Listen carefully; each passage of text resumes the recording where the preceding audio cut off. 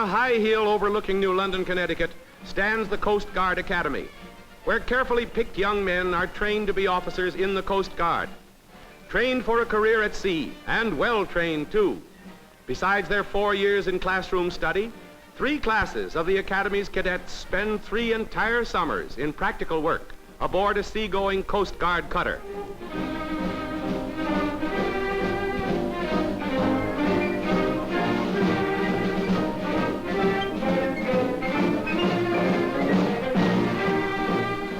The United States Coast Guard is older even than the Navy, having been founded by Alexander Hamilton in 1790.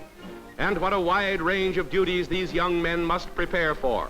Navigation, seamanship, engineering, learned in classrooms and by practical work on these summer cruises, is just a part of what they must know. For Coast Guard duties run a range from rescue work at sea to the administration of justice in far-flung Alaskan settlements. The first port of call for the cruising cadets is the ancient city of Cartagena on the Caribbean side of the Republic of Colombia. Cartagena, once the shipping point for the fabulous wealth of the Incas, brought down the overland trails on its way to the coffers of imperial Spain. A city often looted by buccaneers in the freebooting days of the Spanish Main. A city full of interesting sights for the visiting Coast Guard cadets.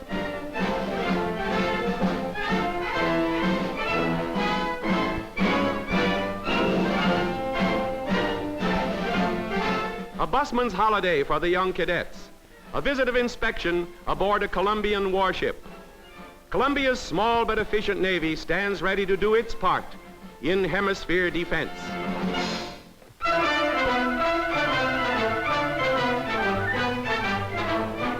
More and more, Colombia is becoming a mecca for tourists. Situated at the crossroads of conquest and trade routes of the Western world, it is rich in age-old places and historic lore. And the cadets make the most of their shore leave at the famous old Latin port.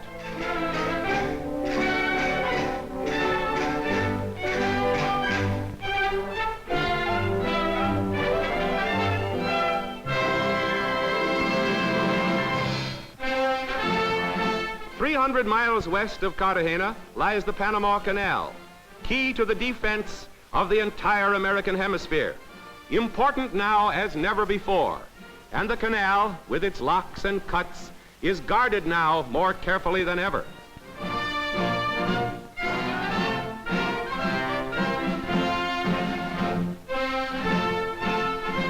The canal is of major interest to the young Coast Guardsmen, for in time of war, the Coast Guard is transferred from the Treasury Department and becomes a part of the Navy. On the Pacific side of the canal zone is the port of Balboa, today an important operating base for the United States Navy.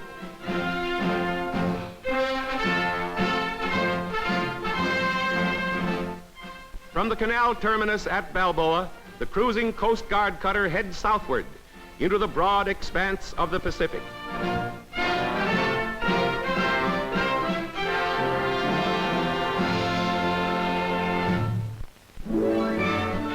By old sea tradition, the water of the equator is the special realm of Father Neptune, and so the age-old ritual of King Neptune's court is staged for those who never crossed the equator before. The initiation, by which landlubbers are transformed into shellbacks, is a combination college hazing, lodge night, and general whoop-de-doo, limited only by the imagination of the officiating shellbacks and the ability of the victims to take it.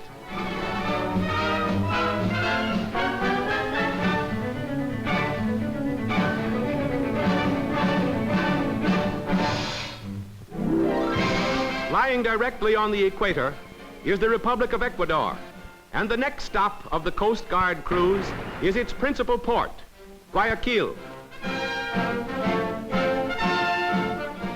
Official visitors are received aboard the cutter according to long-established custom, an important factor in building the Entente Cordiale that has blossomed into today's Pan-American unity.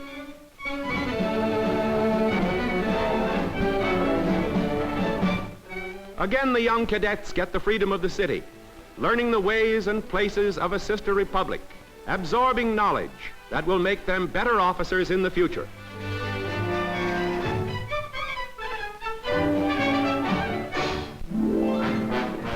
The ship's farewell party at every port of call to friends and officials who have entertained the Coast Guardsmen ashore is a gala event, a social event of no small diplomatic importance, and a wonderful party for the cadets and their guests.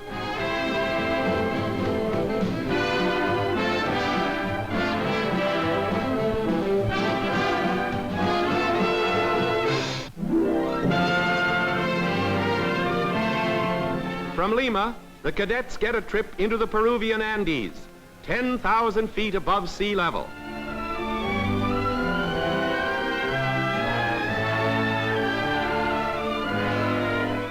From these rocky mountain masses, the ancient Incas dug fabulous fortunes in valuable metals, and even today, the rich treasure trove of the Peruvian hills is far from exhaustion. For here are mineral deposits vital to Pan American defense.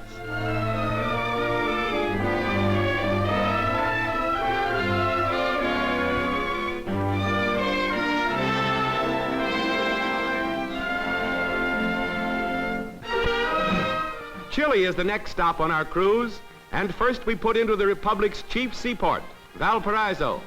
And here again, an exchange of official greetings is the first duty.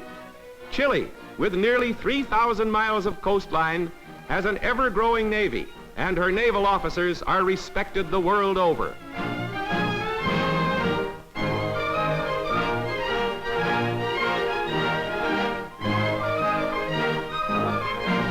Ashore, one of the chief points of interest for the visiting Coast Guard cadets is Chile's efficient Naval Academy. Here, with a recently increased enrollment, Chile is training nearly 200 young men to be officers for its fighting ships.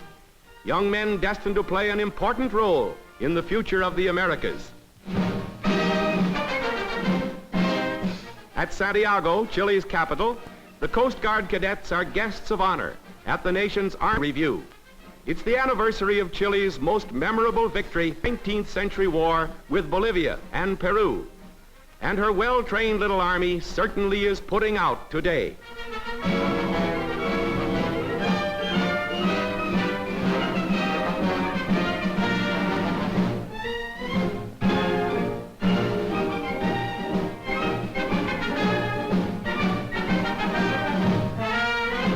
The ranks of goose-stepping troops is a strange sight for the Western Hemisphere, but there's no question of Chile's future loyalty.